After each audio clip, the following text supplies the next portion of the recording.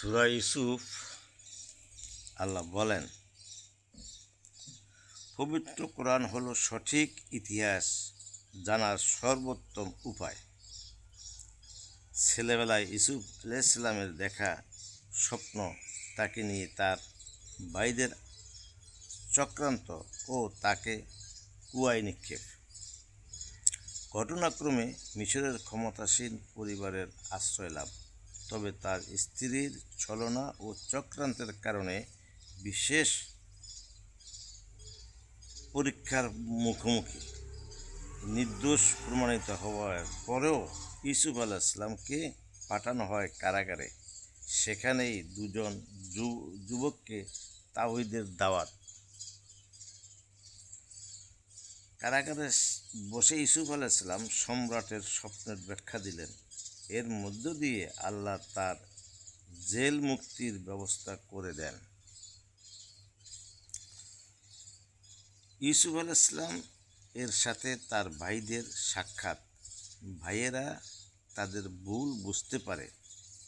ইউসুফ আলাইহিসসালাম তাদের ক্ষমা করে দেন। সবশেষ তিনি তার পুরো পরিবার মিশরে নিয়ে আসার ব্যবস্থা করেন। এভাবেই বনী ইসরাইলে মিশরে বসতি পড়ে। ইউসুফ আলাইহিসসালাম এর এই বিস্ফোরক ঘটনা নবী মুহাম্মদ সাল্লাল্লাহু আলাইহি সাল্লাম ও তার উম্মতের জন্য বিরাট এক দৃষ্টান্ত। মুশরিকদের নানান অযৌক্তিক কথাবার্তা খণ্ডন করা হয়েছে। কুরআন বর্ণিত ঘটনাসমূহ হলো মানুষের জন্য গুরুত্বপূর্ণ শিক্ষা। আসে কথা বলবার মাধ্যমে সূরাটি শেষ করা হয়েছে।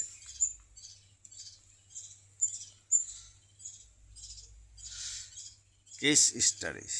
ইউসুফ আলাইহিসসালাম এর ভাইদের মনে হলো বাবা তাদের ছোট ভাই ইউসুফকে বেশি আদর করেন। তাছাড়া ইউসুফ আলাইহিসসালাম মার্জিত চরিত্রের অধিকারী ও পরিপাটি ছিলেন। এসব দেখে অন্য ভাইদের খুব হিংসে হয়। তারা সিদ্ধান্ত নিল ইউসুফকে হত্যা করবে অথবা কুয়ায় ফেলে দিবে। চিন্তা করুন, নিজের ভাইকে হত্যার ষড়যন্ত্র। তার মানে হিংসা মানুষকে অনেক নিচে নামিয়ে আনে, ভালো মন্দের বুঝ নষ্ট করে দেয়। তাই হিংসা থেকে দূরে থাকুন। একটি সমাজ আগাগোড়া ধ্বংস করার জন্য আর কিছু দরকার নেই, কয়েক ফোঁটা হিংসার বিষয় যথেষ্ট।